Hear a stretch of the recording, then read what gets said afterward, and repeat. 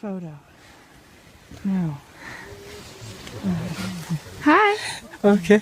We're still rating every game on Game Pass, baby, and Avowed doesn't wow me at all. At no point was I blown away by anything it had to offer. I was, however, consistently content and satisfied with everything Avowed does right. Its world is beautiful, and much like Skyrim before it, stumbling across caves, camps, characters, and loot without any prompting from the game often leads to some kind of reward. The main story, however, quickly becomes white noise. It struggles to make me really care at all, especially when buried under dialogue that drags on with meaningless drivel. Every conversation seems to reference people or events I've never heard of, making it hard to stay engaged, if at all. I am speaking of Wow, the Obscured, god of illusions and revelations, futures and falsehoods.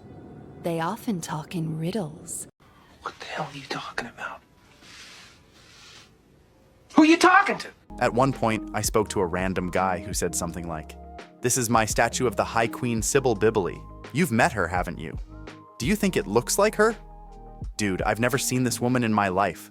Whatever answer I give means nothing to me, making the whole exchange feel pointless. Avowed has a habit of throwing around made-up words and expecting you to just go along with it. It constantly uses terms like kith, which basically just means people. So why not just say people?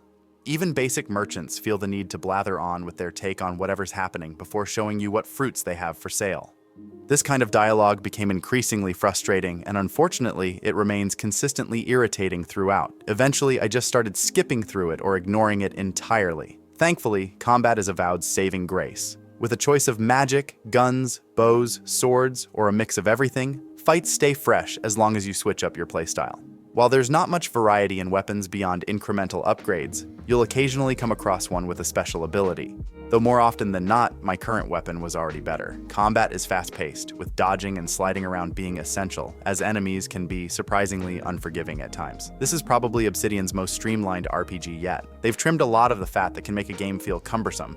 Systems are simple. You won't get thrown in jail for stealing a piece of cheese, nor will you need to craft arrows just to use a bow. It just lets you play, explore, and progress. On paper, that sounds like the perfect combination. I just wish a compelling story, intriguing dialogue, and characters I actually cared about were part of the deal.